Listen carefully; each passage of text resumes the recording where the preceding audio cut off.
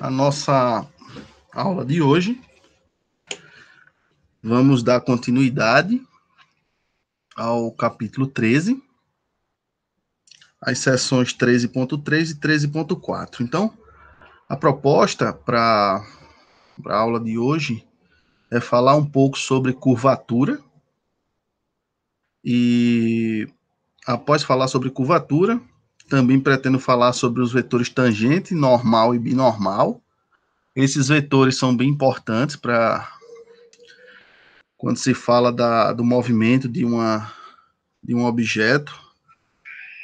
E com esses vetores tangente, normal e binormal, nós vamos apresentar um plano oscilador, plano normal, bom, entre outras coisas, e finalizar com alguma aplicação na física, tá? Sobre movimento. Então, recapitulando, o comprimento de uma curva plana, nós já tínhamos essa informação, mas estamos apenas recapitulando. Ontem falamos um pouco sobre isso. E existe uma expressão, né, ao qual a gente consegue calcular o comprimento de uma curva plana. E na aula de ontem generalizamos esse resultado, né, para uma curva espacial. Então, para uma curva espacial, nós conseguimos um resultado bem semelhante a isso aqui. E falamos um pouco sobre comprimento de arco e definimos uma função chamada comprimento de arco. Ok, então, baseado nessas informações, nós vamos partir para... Como é que eu posso falar?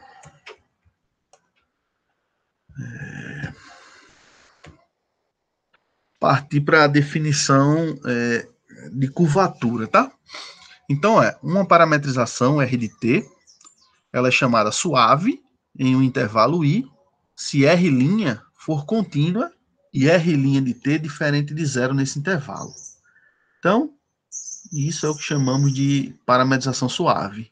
Uma curva é chamada de suave se ela tiver uma parametrização suave, tá? Então, uma curva lisa, ela não tem quebras abruptas ou cúspides, né? Ela não tem bicos. E quando o seu vetor tangente gira, ele o faz de forma contínua, né? Então, se C for uma curva lisa, definimos por uma função vetorial R, né? A curva está totalmente ligada pela sua parametrização, né?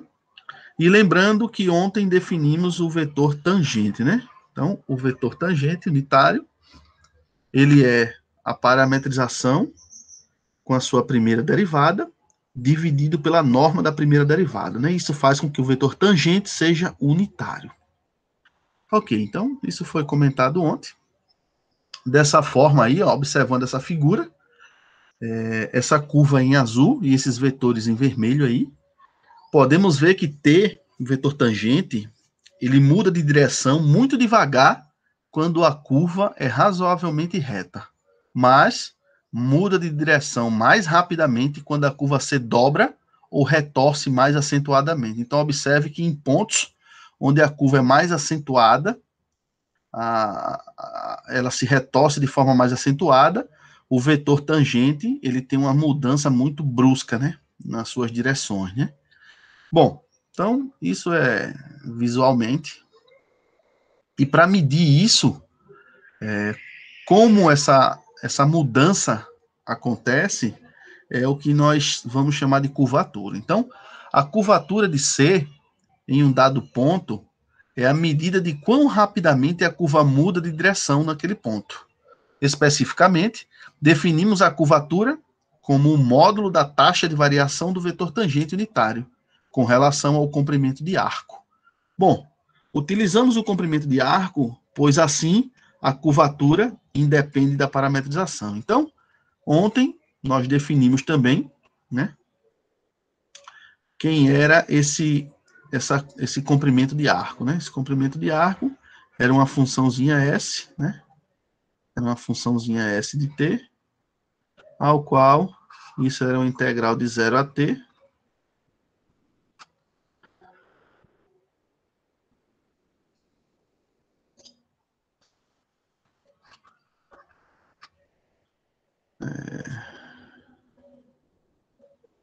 apagar aqui.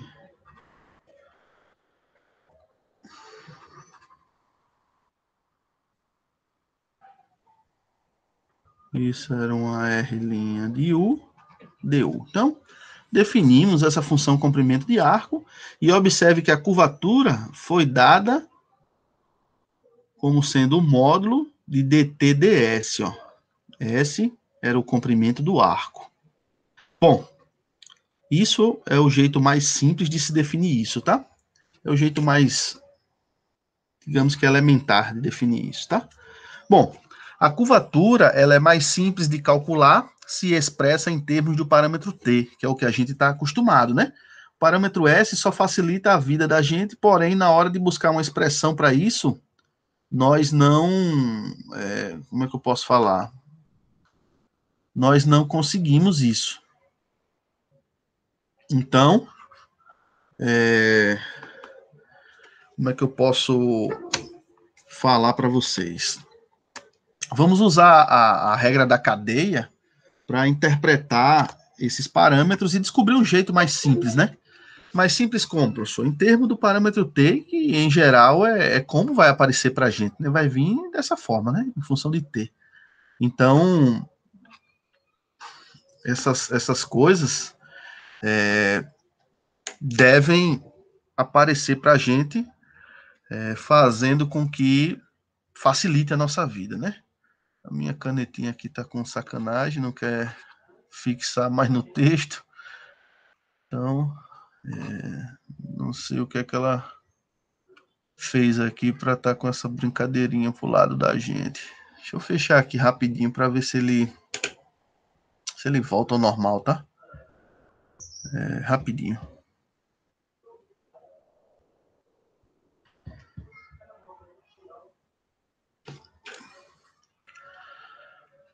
Ok, então, se a gente utilizar a regra da cadeia, nós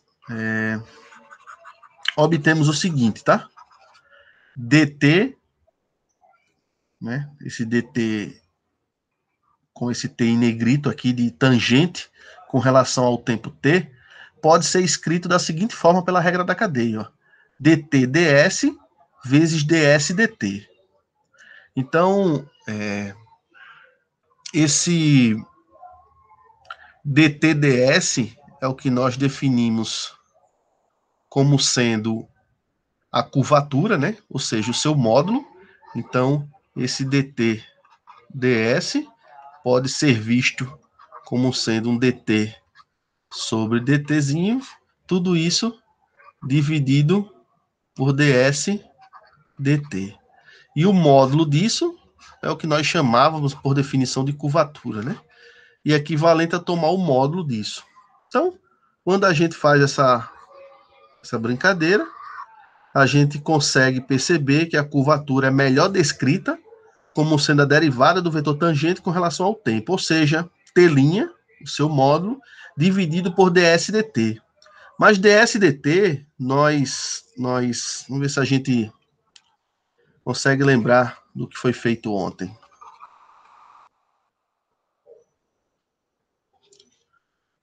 Ou a minha função s, a minha s de t, ela era uma integral de 0 a t, módulo de r' de um certo u, du. E pelo teorema fundamental do cálculo, parte 1, a gente sabe que ds dt é derivar essa integral com relação ao tempo, e isso fica o módulo de r' de t. Então, por isso que ele pegou o denominador aqui, ó, trocou ds dt pelo módulo de r' de t. Então, fez essa mudança e agora fica mais fácil, né? Por que fica mais fácil? Porque os exercícios vão te oferecer r de t. Com r de t você consegue r' de t. Com r' de t e o módulo de r' de t, você consegue o vetor tangente. E a partir do momento que você tem o vetor tangente, você pode derivar ele, né? Ou seja, a partir daqui você consegue tudo isso e agora é só substituir, ó, o módulo de t' dividido pelo módulo de r' de t. Então, fica mais fácil de ser calculado, tá? Em vez de ter que parametrizar pelo comprimento de arco, para depois fazer isso, o trabalho é dobrado. Então tá aí um exemplo bem tranquilo, onde pede para provar uma coisa que a gente já desconfiava, tá? Mas tem que provar, né? Mostre que a curvatura de um círculo de raio A, então um círculo de raio a curvatura é 1 sobre o seu raio, ó. Bom, então vamos lá. Como é que a gente pode parametrizar um círculo, né? Então, um círculo centrado na origem, né? Eu vou pegar um círculo que eu conheça, né? Algo mais simples de se trabalhar. Um círculo centrado na origem, né? A gente pode pegar a forma mais simples de parametrizar esse círculo. Não sei se vocês lembram de uma parametrização do círculo, mas falamos logo nas primeiras aulas do curso, né? Um círculo de raio A, né? Como ele falou no enunciado aqui, ó. Então, um círculo de raio A, isso aqui mede A. Uma parametrização para ele é escrever, né, o meu x, não sei se vocês estão lembrando das primeiras aulas, como sendo um A cosseno t, e um y como sendo um A seno de t. Então, dessa forma, nós conseguimos parametrizar um círculo, e com isso, ó, R de t é A cosseno t na componente I e A seno t na componente J.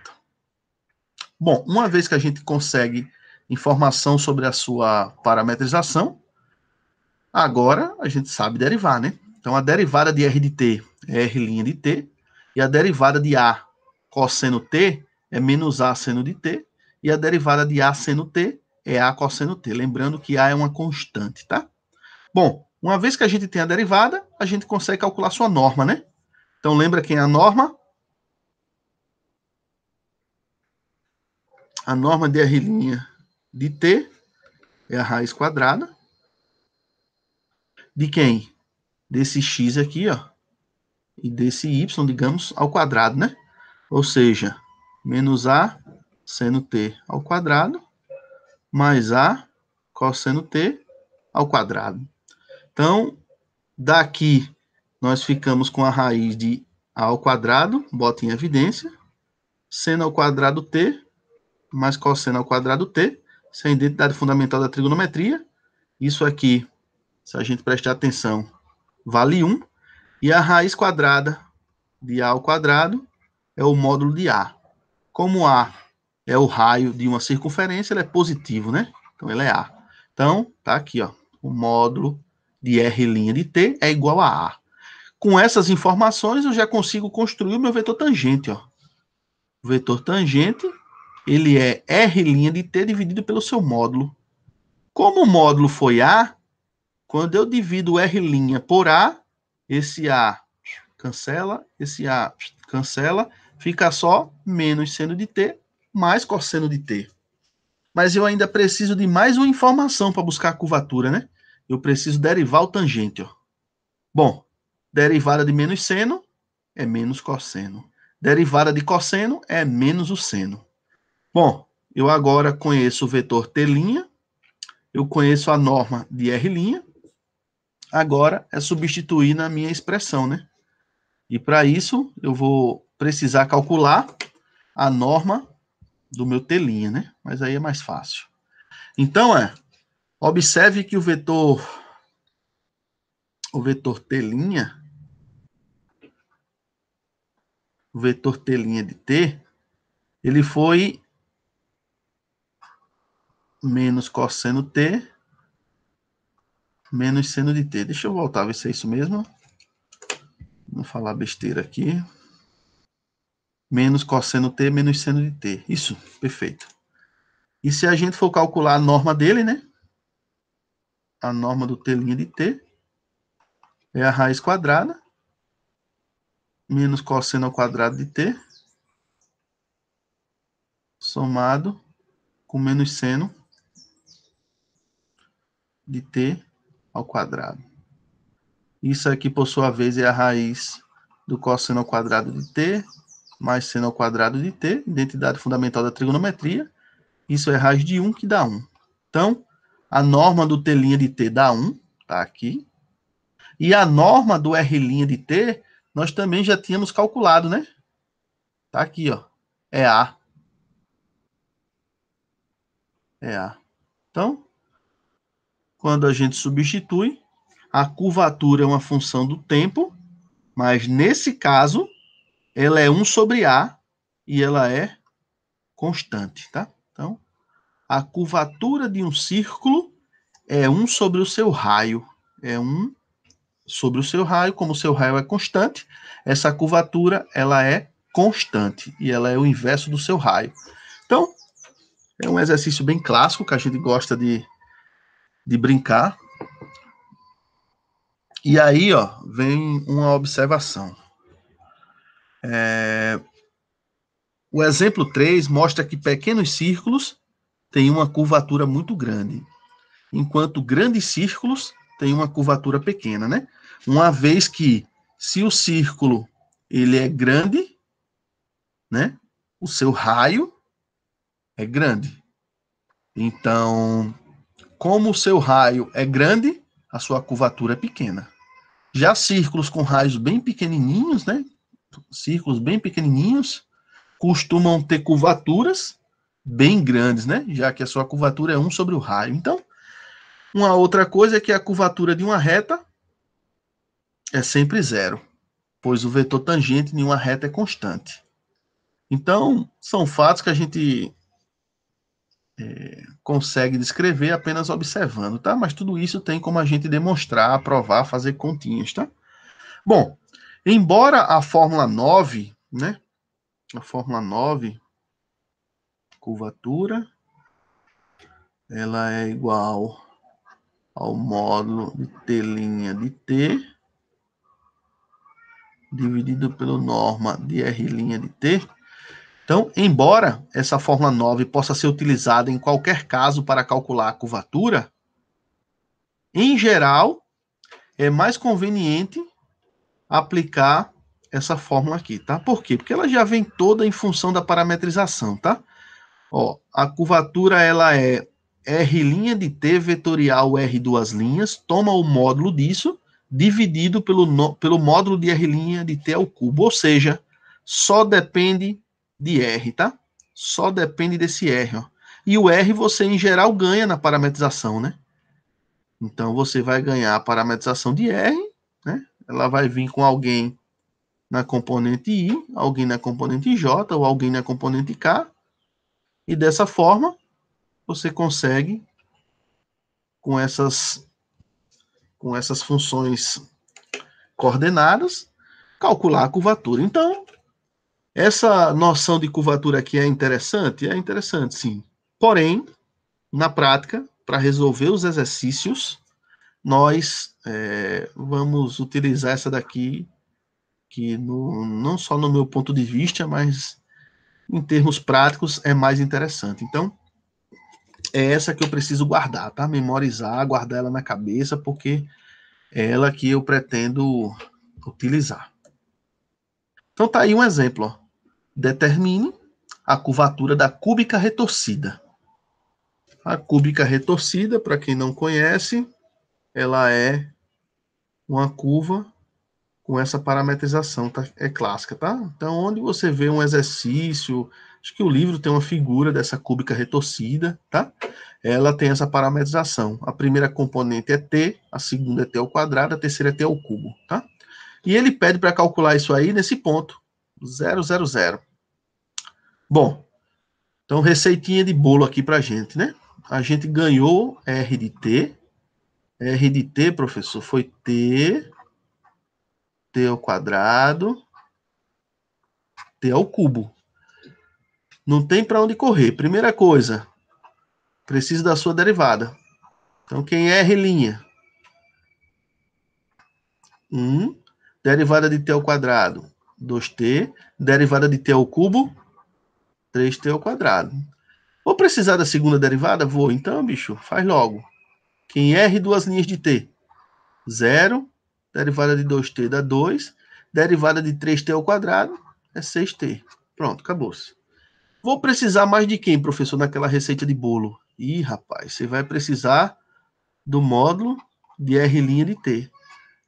Então, o módulo de R' de t é a raiz quadrada de 1 ao quadrado, que dá 1, 2t ao quadrado dá 4t ao quadrado, somado com quem é 3t ao quadrado, tudo isso ao quadrado, 9t a quarta. Eita, que o negócio ficou feio, viu? Não tem o que fazer, deixa esse troço feioso aí. Paciência. Vou precisar dele, tá? Uma vez que ele está no denominador da minha definição de curvatura. Bom, e agora, professor? Agora eu preciso desenvolver uma coisa que vocês devem ter visto na geometria analítica, que é o produto vetorial. R' de t, vetorial, R duas linhas de t. Professor, faz muito tempo, como é que desgraça calcula isso? Então, calcula através de um determinante. Esse determinante você começa com I, J, K, pega o vetor R', dispõe aqui suas coordenadas. Quem são as coordenadas do R'? Quem são as coordenadas do meu R'? 1, 2t, 3t quadrado. Quem são as coordenadas do R duas linhas? Ó, professor, do R duas linhas, as coordenadas são 0, 2 e 6t. E 6t. Então, vai lá, desenvolve esse determinante, né? Ao desenvolver esse determinante, né? Existem várias regras para desenvolver o determinante, tá? Vocês fiquem à vontade e usem a que vocês acharem melhor para vocês, tá?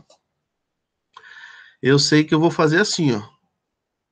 O produto disso aqui vezes o i, isso dá 12t ao quadrado i, né? Vai guardando no cantinho da folha aqui, menos 6t ao quadrado. Então, isso dá 6t ao quadrado i, tá? Aqui. Na componente j, eu vou fazer j vezes 3t ao quadrado vezes 0 dá 0. E agora, ó, nesse outro lado agora, eu tenho 2 vezes 3t ao quadrado dá menos 6t ao quadrado j. Então, o i e o j já foram. Na componente k, 1 vezes 2 dá 2k, menos na outra componente, ó, dá 0. Então, ficou mais 2k. Então, esse produto vetorial deu um vetor, como o nome já diz, tá? Produto vetorial gera um vetor. O produto interno não gera vetor, gera um número, tá? Então, tem essa diferença. E uma vez que eu tenho meu produto escalar, meu produto vetorial como sendo um vetor, para aplicar minha fórmula, eu preciso o módulo dele, né? Então, para aplicar no módulo, é a raiz quadrada do quadrado de cada componente, né? Então, 6t ao quadrado dá 36t à quarta, menos 6t ao quadrado dá 36t ao quadrado, mais 2 ao quadrado dá 4. Se vocês botarem o 4 em evidência, isso é raiz de 4, que dá 2, e aí fica a raiz de 9t à quarta mais 9t ao quadrado mais 1. Então, pega essa expressão, substitui aqui em cima, pega essa expressão, substitui aqui embaixo, tá? E não esquece de elevar ela ao cubo, tá? Eu preciso da norma, né? De R' de t ao cubo, tá? Então, elevar isso aqui ao cubo é a mesma coisa que escrever tudo isso aqui dentro do parênteses e, como aqui tem um 2, né? Isso aqui é a mesma coisa que 3 meios. Então, foi isso que ele escreveu aqui, ó. Bom, essa expressão ridícula aqui, miserável, é para nossa curvatura. Como ele pediu para fazer essa conta no ponto 0, 0, 0, o que é que você faz? Iguala a R de t, que é igual a t ao quadrado, t ao cubo, ao ponto 0, 0, 0 e descobre quem é o parâmetro. Quando você iguala, de cara, você ganha que o t, esse tzinho aí, né, nessa expressão, vai ser igual a 0. Então, faz a conta para K de 0, onde tem T igual a 0. Então, isso aqui, 0, 0, 0, 0. Sobrou 1. Raiz de 1 dá 1. 2 vezes 1 dá 2. No denominador só sobrou 1. 1 elevado a 3 meios dá 1. Então, isso em 0 ficou 2 sobre 1, que é igual a 2. Então, a curvatura, ela é em 0, em T igual a 0, ela é igual a 2. Então, observe que para calcular a curvatura de uma certa curva, dá trabalho. A gente tem que calcular a primeira derivada, segunda derivada, depois a norma da primeira derivada, depois tem que calcular o produto vetorial da primeira derivada pela segunda, o resultado obtido, calcular a norma, depois fazer as devidas simplificações. Então, observe que calcular a curvatura é chato, tá? Tem que ter paciência, vai devagarinho fazendo esses cálculos, sem ter medo de ser feliz, tá? Então, é isso aí. Bom, professor, se a curva for plana, tem alguma fórmula mágica para calcular isso? Tem, e ela inclusive é até mais fácil, tá? Então, se a curva for plana, a expressão que calcula essa curvatura tá aí, ó, é dessa forma, tá?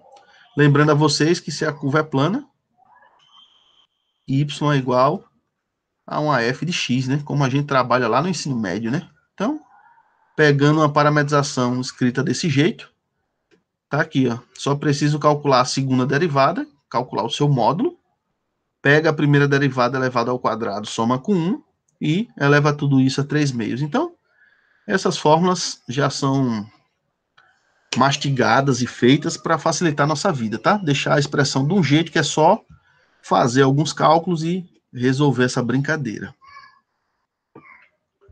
Então, são fórmulas que eu deveria guardar para aplicar isso nos exercícios, tá?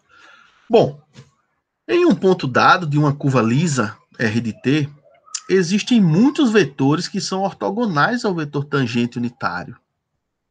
Então, dado uma curva, né? Dado uma curva,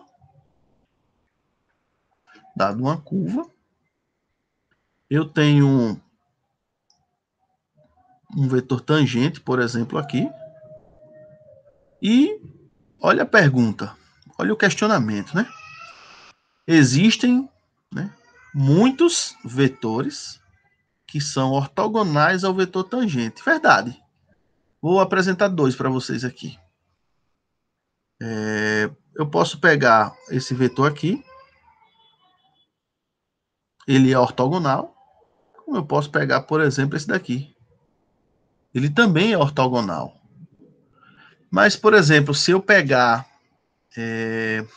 uma curva no espaço, eu posso ter um vetor tangente aqui, ó, saindo aqui na tela da gente, tá?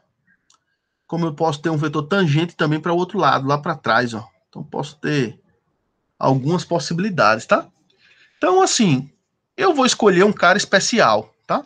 Um cara que vai fazer todo sentido para a gente. Então, um detalhe é o seguinte, o vetor tangente é unitário, né? O que significa dizer que o vetor tangente é unitário, né? O que significa dizer que ele é unitário? Significa dizer que a norma de t é igual a 1. Ele é unitário. Mas a gente já viu que isso é a mesma coisa que raiz quadrada de t interno, t, lá da geometria analítica, isso igual a 1. Se eu elevo tudo isso ao quadrado, quer dizer que t interno, t é igual a 1. E aí, se eu invento de derivar essas coisas, a gente já sabe que o t' de t, interno t, interno t é igual a 0. Então, eu conheço o tangente, apareceu um tal de t', tal que o interno com ele dá 0. O que quer dizer dois vetores cujo produto interno dá 0? Quer dizer que t' é ortogonal a t. Opa, então, se T interno com T' dá zero, quer dizer que o T' é ortogonal a T, e eu vou escolher esse tal de T' como sendo um dos vetores que é ortogonal a T, né? Então, observe, no entanto, que T' pode não ser um vetor unitário. Eu estou interessado sempre em vetores unitários, tá? Então, para transformar esse cara em unitário, basta dividir pela sua norma, né? Pelo seu módulo. E com isso eu construo um novo vetor chamado vetor normal. Ó. Então, se R' também for suave e a curvatura nesse ponto diferente de zero, então podemos definir um vetor normal unitário, designado pela letra N de normal, da seguinte forma: o vetor normal agora é o T' dividido pela norma de T'. E esse é um novo vetor, ao qual esse vetor agora é unitário, e ele é ortogonal ao vetor tangente. Então, dado uma curva agora, eu vou construir o vetor tangente, está aqui, que a gente conheceu ontem. Agora, eu estou definindo um tal de vetor normal. O vetor normal é T' de T, dividido pela norma de T' de T. É assim que define ele. E o vetor B de T, ele é o produto vetorial de T por N. Lá da geometria analítica, a gente sabe que dado dois vetores, um T e um vetor N, o produto vetorial gera um terceiro vetor, e esse terceiro vetor é ortogonal a todos os outros. Então, é assim que eu vou gerar o terceiro vetor ortogonal. Ele será o produto vetorial de dois vetores normais. Então, lá da geometria analítica, eu ganho que ele é perpendicular a T e a N, e também é unitário. Então, se o meu tangente, quem é o tangente? É R' de T dividido pela norma de R' de T. A partir do tangente eu derivo ele, tá aqui, ó, derivo ele e calculo sua norma, criei o vetor normal.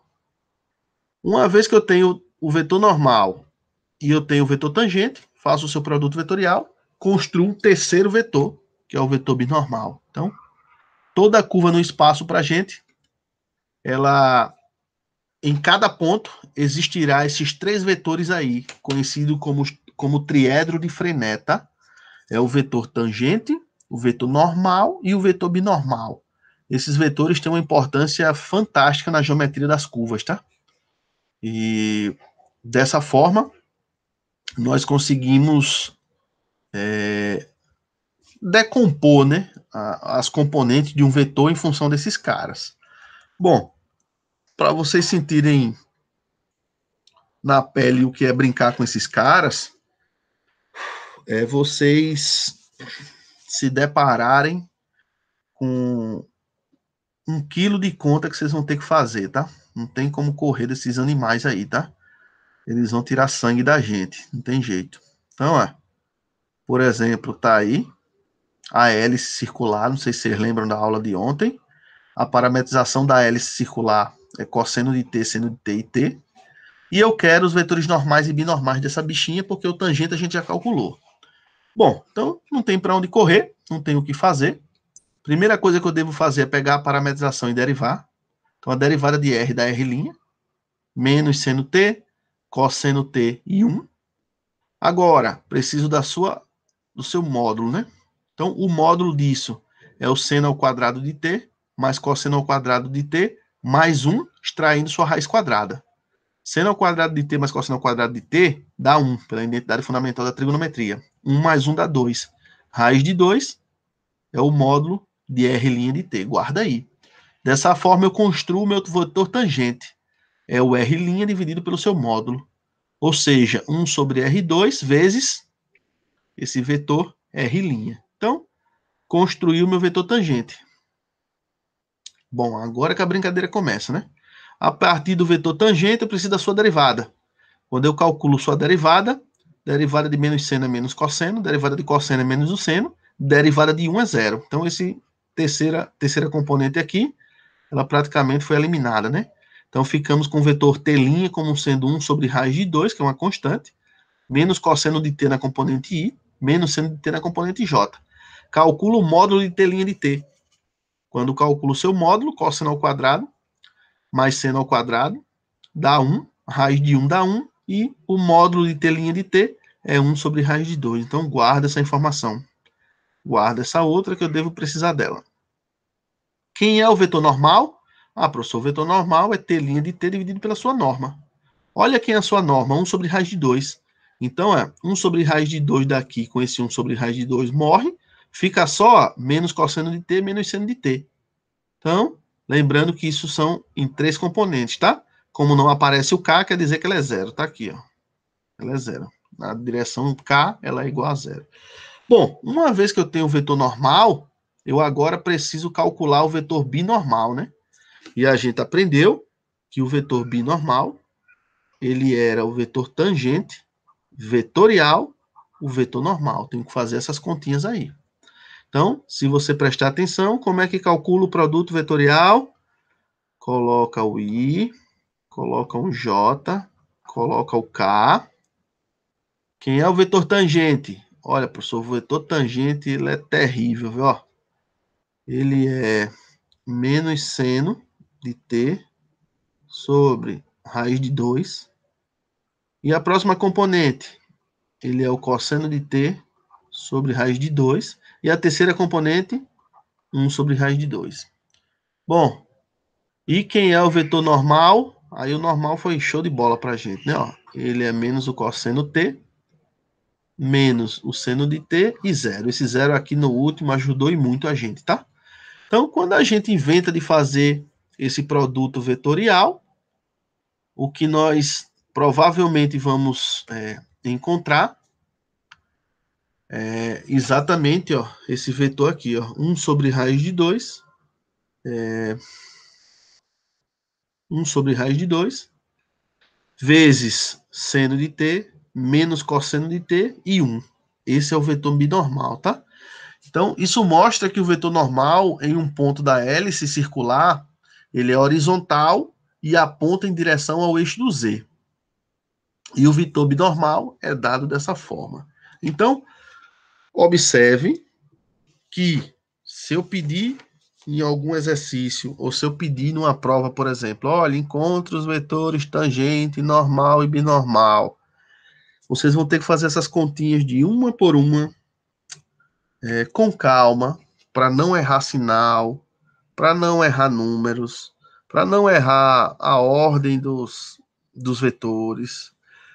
Então, é uma parte que requer atenção, né? Não é difícil fazer isso, é só trabalhoso, né? E se a gente perde o foco, se desconcentra, provavelmente a gente erra, tá? É muito comum nesses exercícios aqui os alunos errarem sinais, errarem na hora de simplificar as coisas, esquecerem as raízes quadradas e, consequentemente, vai errar a questão. Bom, então, isso é uma coisa que nós vamos precisar, tá? Bom, já que eu tenho vetores, tangentes, normais e binormais, eu consigo planos com isso. Então, o plano determinado pelos vetores normal e binormal, ou seja, o n e o b, é chamado de plano normal. É um plano muito importante, tá? Chamado plano normal. De C, num certo ponto P. Ele é constituído por todas as linhas que são ortogonais ao vetor tangente. Um outro plano famoso é o plano que contém os vetores tangente e normal, que é chamado plano osculador. O nome vem do latim, que significa beijo.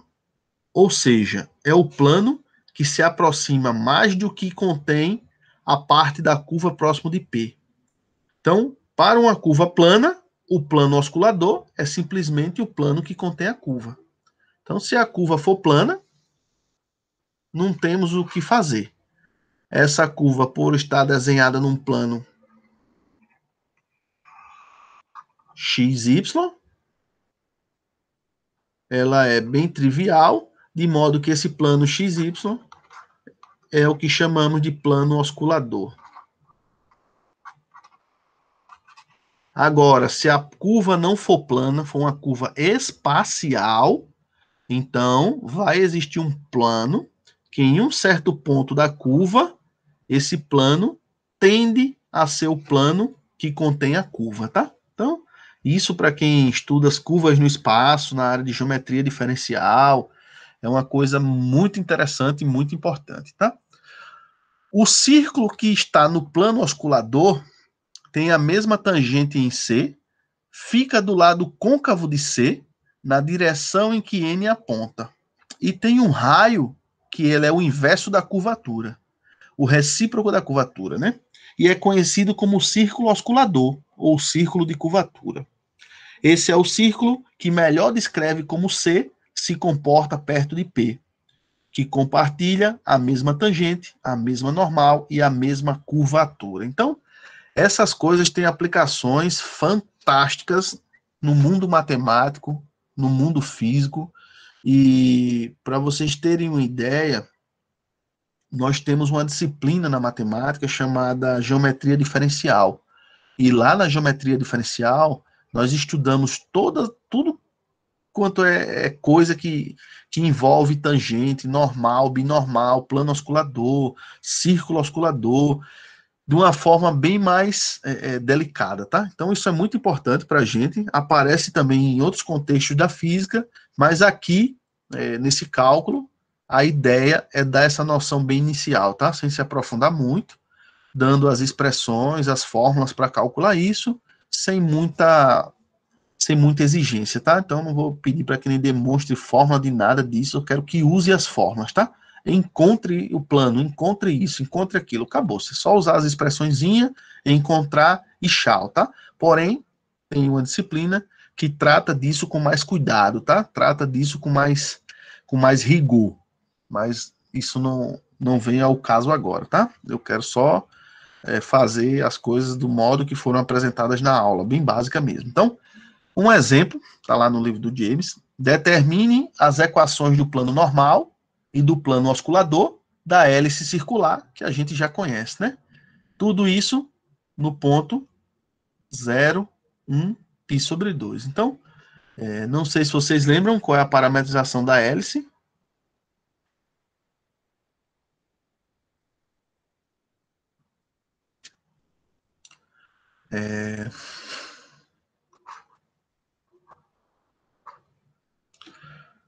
Vou trocar de cor aqui.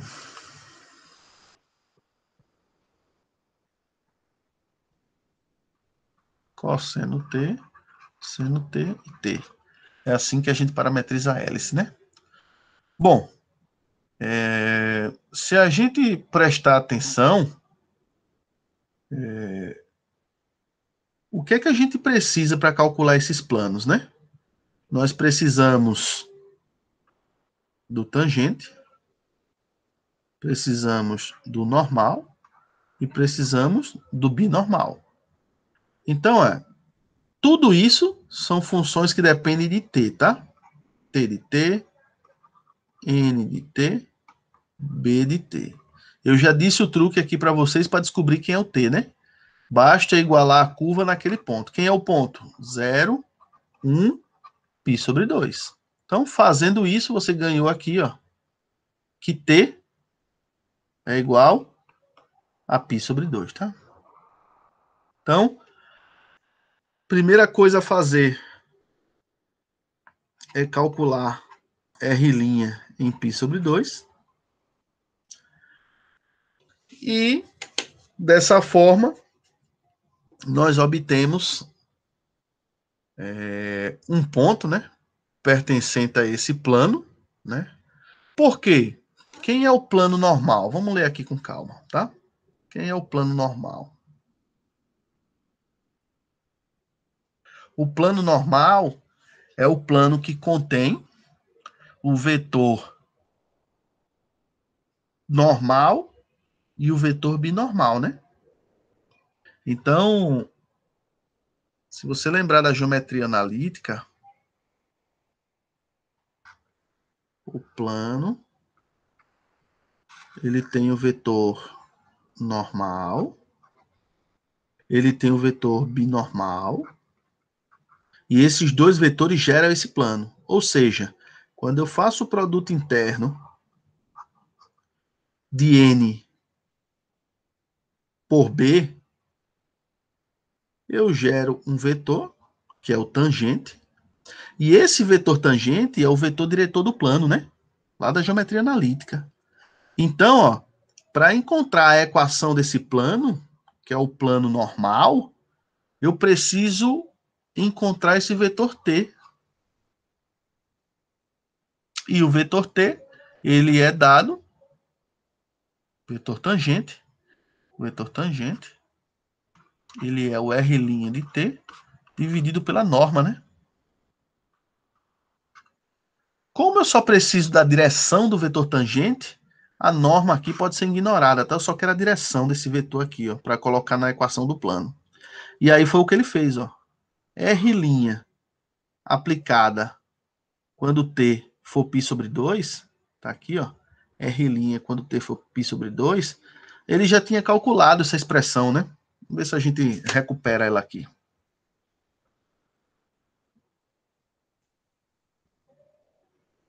Tá aqui, ó.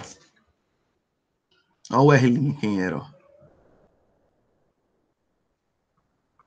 Menos seno de t, cosseno de t e 1. Então,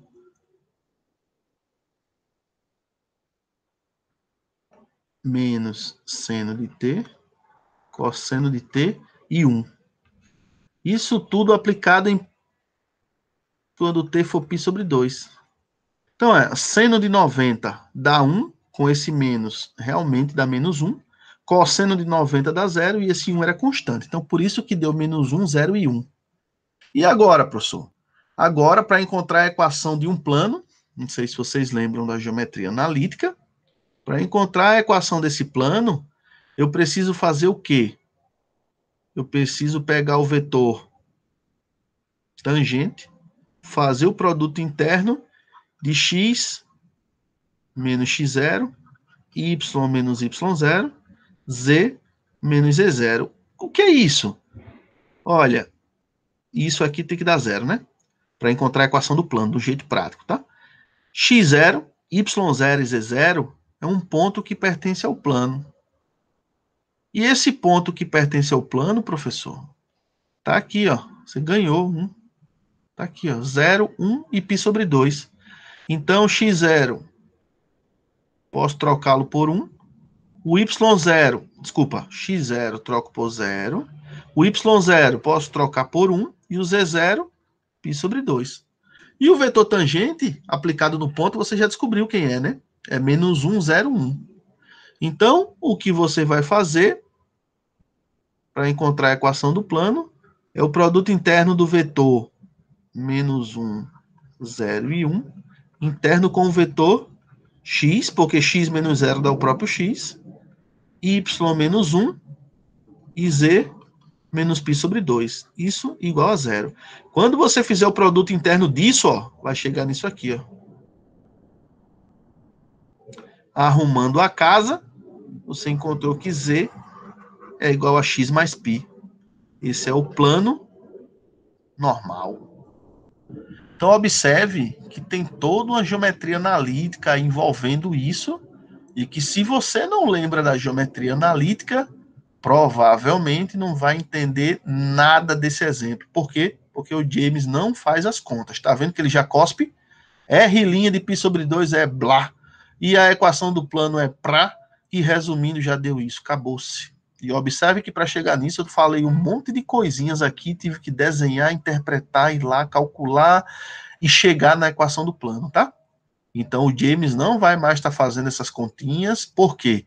Porque nessa altura do campeonato, acredita-se que quem está pagando o cálculo 3 sabe o cálculo 1, o cálculo 2, a geometria analítica e um pouco de álgebra linear. Então, ele não vai estar fazendo todas essas continhas para vocês, tá? Traduzindo, se vire, é o que ele está dizendo, tá? Então, o plano normal nós já calculamos. E agora, como é que eu calculo o plano osculador? Olha, o plano osculador, ele contém o tangente e o normal. Quer dizer que com o tangente e o normal, eu preciso encontrar, né? Vamos lá, fazer outro desenhozinho rapidinho aqui, ó. Dado um plano, se nesse plano tem o tangente e se nesse plano tem o normal, quer dizer que o produto vetorial desses dois gera o vetor diretor do plano, né? O cara que dá a direção do plano. E ele, nesse caso, é o B. Ou seja, eu preciso encontrar o B e repetir essa brincadeira aqui, ó. Depois, calcular o B em π sobre 2. Quando eu calcular o B em π sobre 2, aí eu vou fazer esse produto interno de novo. O ponto eu já tenho aqui. E com isso, eu encontro novamente a equação do plano. Então, foi o que ele fez. Ó. Como o vetor tangente interno não, vetorial, o vetor normal, nós já tínhamos calculado. Olha ele aqui. Nós já tínhamos calculado ele. Então, o que acontece é que a gente vai só pegar esse valor aqui, tá? 1 sobre raiz de 2, seno de t, menos cosseno de t e 1.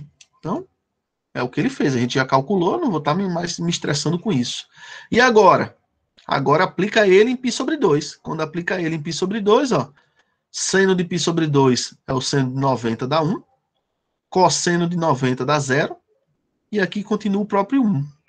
1 sobre raiz de 2 vezes 1 dá 1 sobre raiz de 2.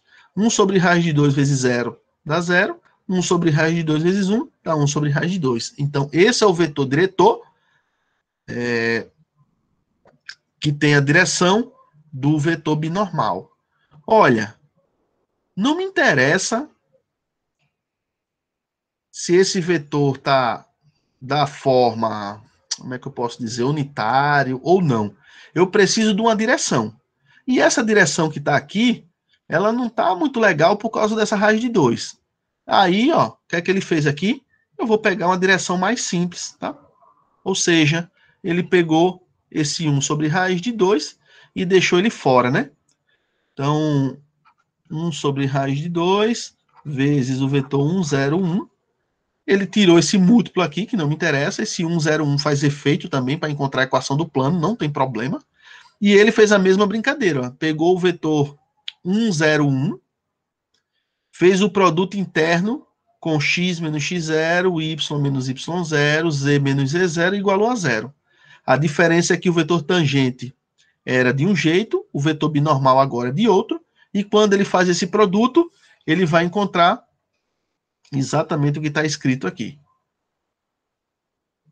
1 vezes x menos 0, mais 0 vezes y menos 1, mais 1 vezes z menos π sobre 2 igual a zero. Quando ele arruma a casa, ele encontrou, ó, essa é a equação do plano osculador. Então, observe que esses planos, a menos de um detalhe, esse plano e esse plano, a menos de um detalhe, ó, z é igual a x mais π sobre 2, o outro é z igual a menos x mais π sobre 2.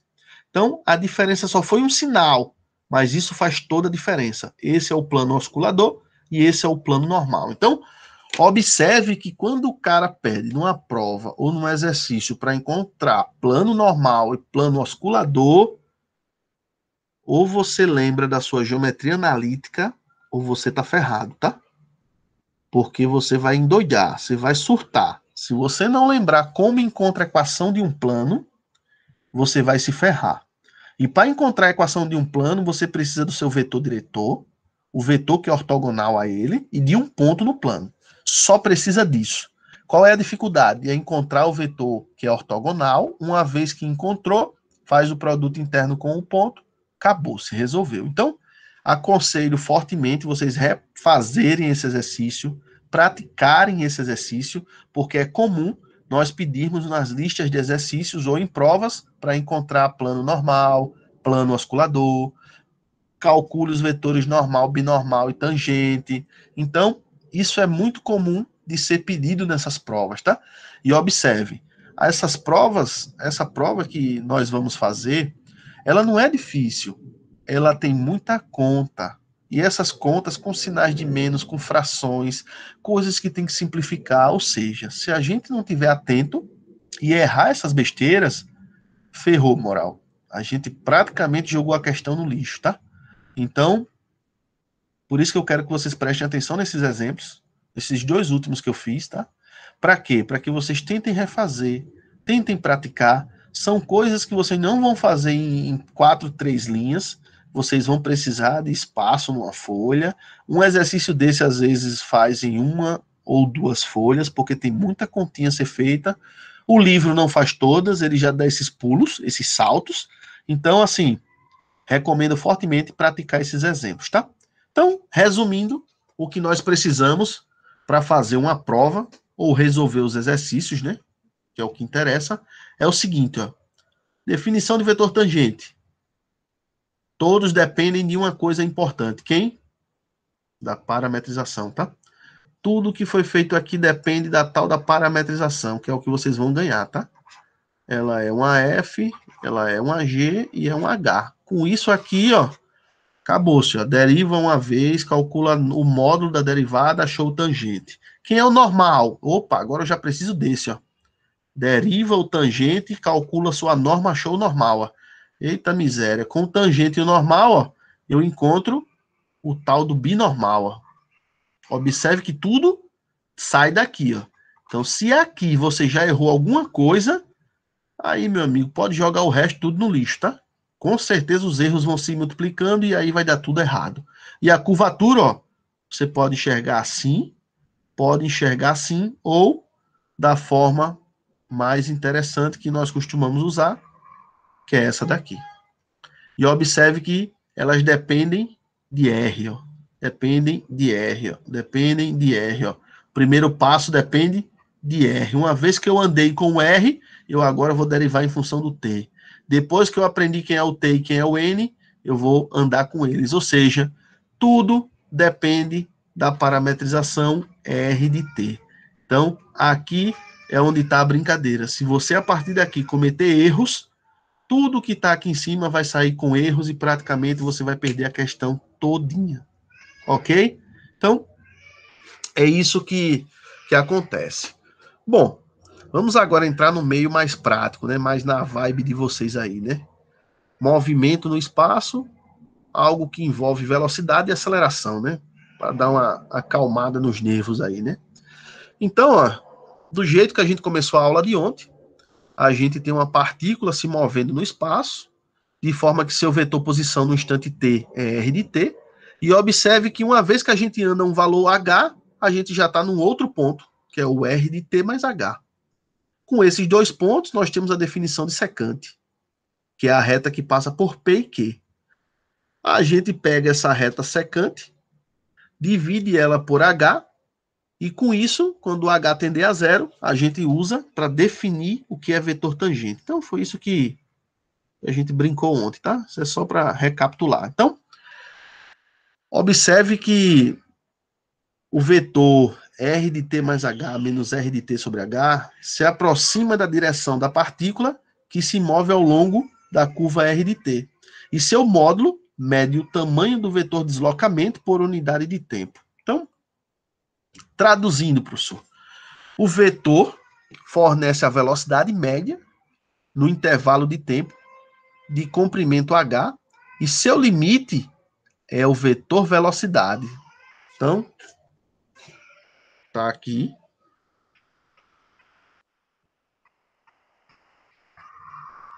Olha que interessante.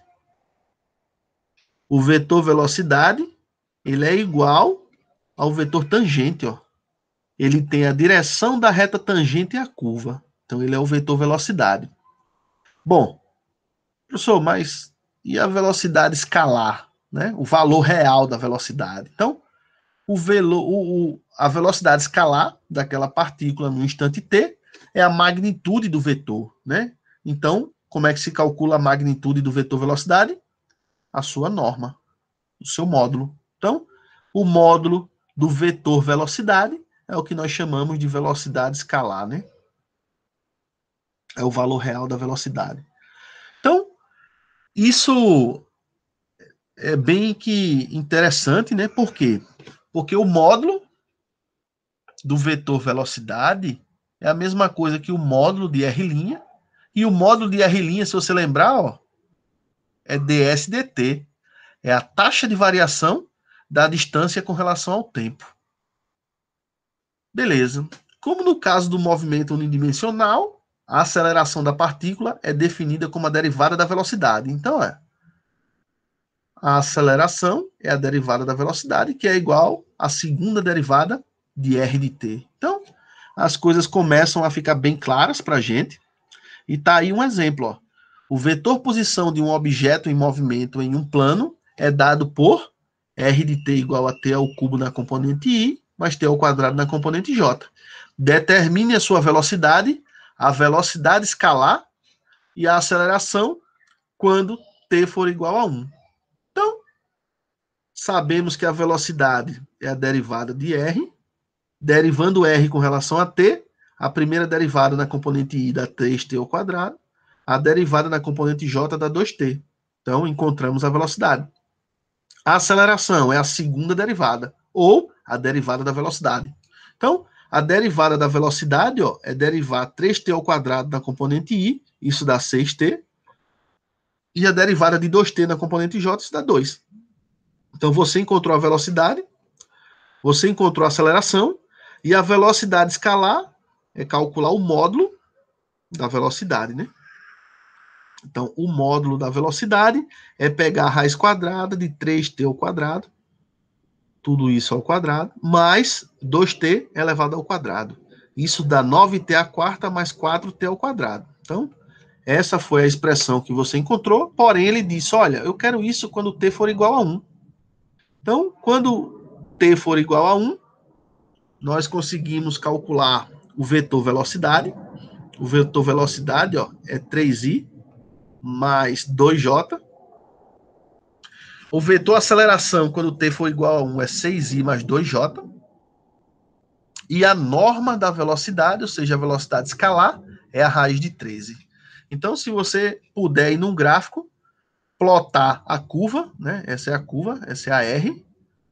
O vetor velocidade, o V1, é tangente a ela. A aceleração é um outro vetor, tá aqui. E o módulo desse vetor V1, que é a velocidade escalar, deu raiz de 13.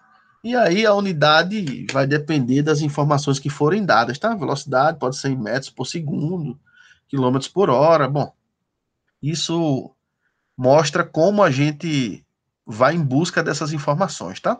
Então, tá aí um exemplo mais completo. Uma partícula movendo-se começa numa posição inicial, r de 0 igual a 1, 0, 0, com uma velocidade inicial v0 igual ao vetor i menos j mais k. Sua aceleração é dada por 4t na componente i, 6t na componente j e 1 na componente k. Determine a sua velocidade e posição no momento t. Bom, esse já é um problema que vai começar de trás para frente, né?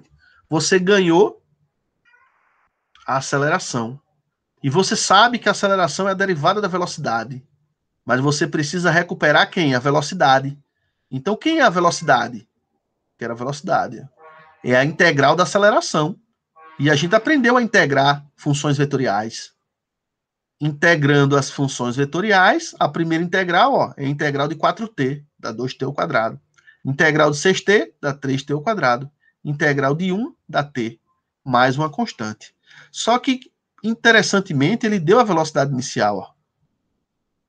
Se ele deu a velocidade inicial, quer dizer que v de 0, por um lado, é igual a constante, porque aqui vai ser 0, 0, 0. Por outro lado, v de 0 é o vetor i menos j mais k. Então, por um lado, temos isso. Por outro lado, temos que v de 0 é c. Então, eu vou trocar c por esse vetor.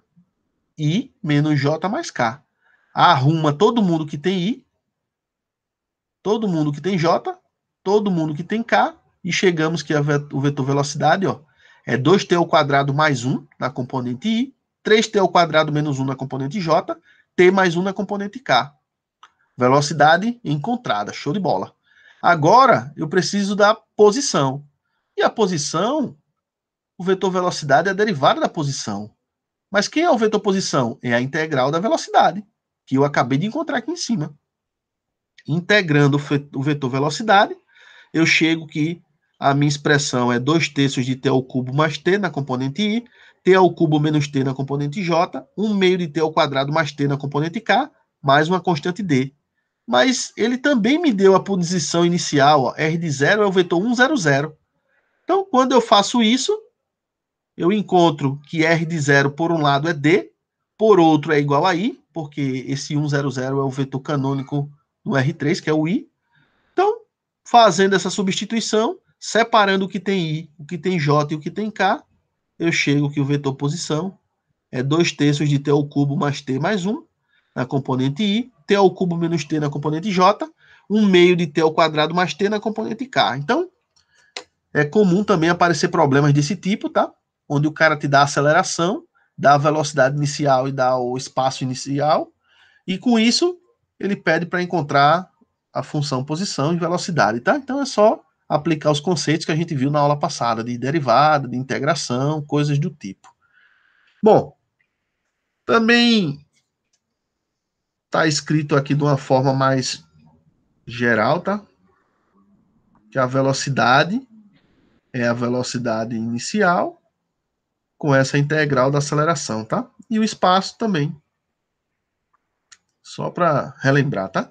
Bom, se a força que age sobre a partícula é conhecida, então a aceleração pode ser determinada a partir da segunda lei de Newton. A versão vetorial dessa lei nos diz que se em qualquer instante de tempo uma força F age sobre um objeto M, um objeto de massa M, na verdade, né? Produzindo uma aceleração, A de T, então a força é essa massa é uma grandeza real, tá? É uma função escalar. Já o vetor força e o vetor A são vetores do espaço, por exemplo, tridimensional, né? Pode ser do R2, do R3, do Rn, mas em geral estamos trabalhando no R3, né? Então tá aqui um exemplo, um objeto de massa m que se move em uma trajetória circular com velocidade angular constante, esse ômega, tem vetor posição dado por R de t igual a cosseno ômega t na componente i, a seno ômega t na componente j. Como o problema está falando, ó, tem uma trajetória circular. E essa trajetória circular está num plano, né? Então, você está com essa trajetória circular num plano. Por isso que só tem componente I e componente J, tá? Determine a força que age sobre o objeto e mostre que sua direção e sentido são dados pela reta que passa pela origem, apontando em direção à origem. Bom, para encontrarmos a força, precisamos primeiro conhecer a aceleração. E nos foi dado o vetor posição. Então, o que é que a gente sabe? Que a derivada do vetor posição é a velocidade. Então, ao derivar a cosseno de ômega t, temos que isso é igual a menos a ômega seno de ômega t na componente i, a ômega cosseno de ômega t na componente j, e isso é o vetor velocidade. Mas quem é a aceleração? É a derivada da velocidade, que nós acabamos de encontrar. Então, derivando novamente, isso é menos a ômega ao quadrado cosseno de ômega t, menos a ômega ao quadrado seno de ômega t. Então, a velocidade nós temos. Portanto, pela segunda lei de Newton, multiplicando a massa, que é um valor real, pelo vetor aceleração, isso é menos m. Todo mundo tem ômega ao quadrado. Ó. Então, vou colocar esse ômega ao quadrado para fora. Isso vai ficar menos m ômega ao quadrado. E aqui ficou ó, a cosseno de ômega t, a seno de ômega t. Então, ó, essa é minha força. Essa é minha força. E observe que isso que ele fez aqui, colocando só isso em evidência, foi para mostrar para você o seguinte, ó. Isso que está aqui dentro desse parênteses, quem é?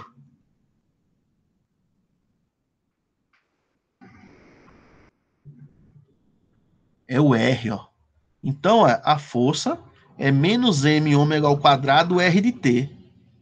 Poxa, isso mostra que a força age na direção oposta ao vetor radial R.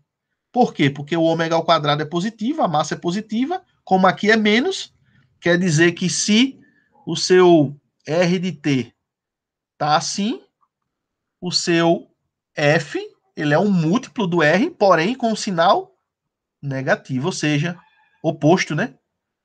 Então, é o que ele fala, né? Determine a força que age sobre o objeto e mostre que sua direção e sentido são dados pela reta que passa pela origem, apontando em direção à origem. Então, se você prestar atenção, a gente constrói uma reta aqui, tem a direção da reta, porém, está apontando na direção da origem, né? Para a origem, né? Então, essas coisas em física faz todo sentido.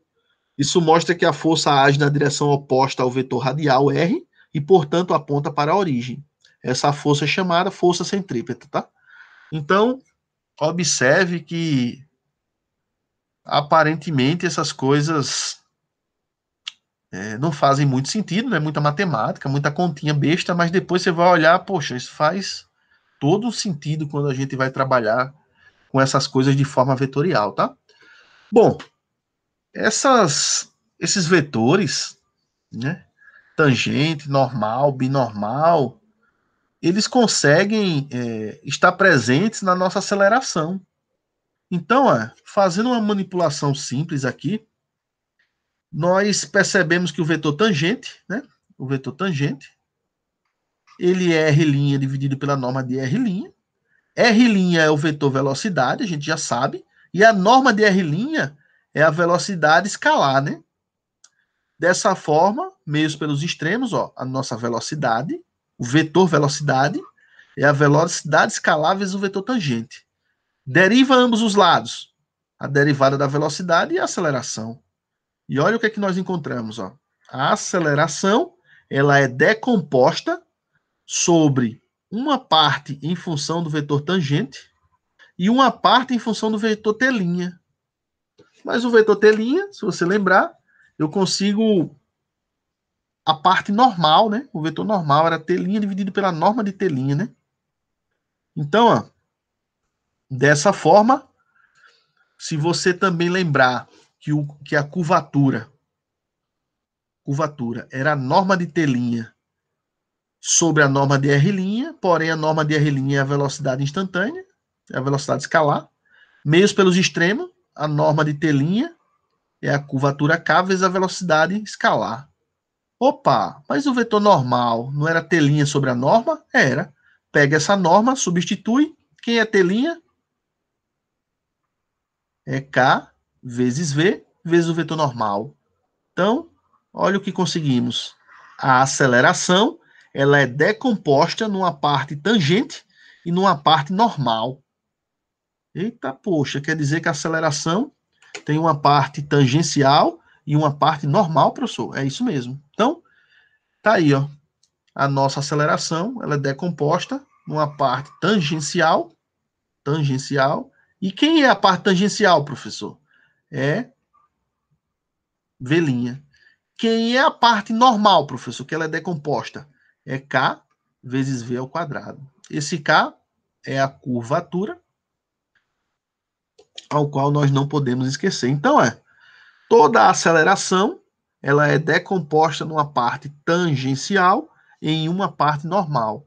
Então, nós conseguimos calcular essas coisas, tá? E a primeira coisa a observar é que o vetor binormal, ele não aparece, independentemente de como o objeto se move no espaço, sua aceleração sempre está nos planos t e n. Aliás, os planos que contêm t e n, ou seja, o plano oscilador. Lembre-se de que t fornece a direção e sentido do movimento e n aponta a direção na qual a curva está entortando. Em seguida, observamos que a componente tangencial da aceleração é v', a taxa de variação da velocidade escalar, e a componente normal da aceleração é kv ao quadrado, ou seja, curvatura vezes a velocidade escalar ao quadrado. Bom, isso explica o que acontece com um passageiro em um carro. Uma virada brusca em uma rua pode ser vista como um valor grande de curvatura, de forma que a componente da aceleração perpendicular ao movimento é grande e o passageiro é jogado contra a porta do carro. A alta velocidade em uma curva tem o mesmo efeito, de fato. Se dobrarmos nossa velocidade escalar, a n será aumentada por um fator de 4. Por quê? Porque esse negócio está ao quadrado, né? Então, apesar de termos uma expressão para as componentes tangencial e normal da aceleração, É desejável obter expressões que dependam somente de R, R' e R2', né? Por quê? Porque as expressões que estão aqui, elas não são muito agradáveis, né?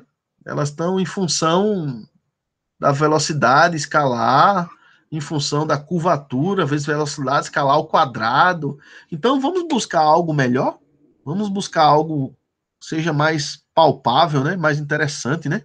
Então, ó, fazendo um pouquinho de conta aí, brincando com produto interno, BBB, bababá. Então, ó, se eu pego a expressão de que a velocidade vetorial ela é a velocidade escalar vezes o vetor tangente, e eu faço o produto interno pela aceleração em ambos os lados, eu consigo desmembrar essas expressões, observar que o vetor tangente vezes ele mesmo é igual a 1, porque ele é unitário. Já o vetor tangente interno e o vetor normal são ortogonais, dá zero. E aí, ó, eu chego nessas expressões. Dessa forma, a aceleração tangencial, ela é a velocidade derivada, né? E isso, por sua vez, quem é?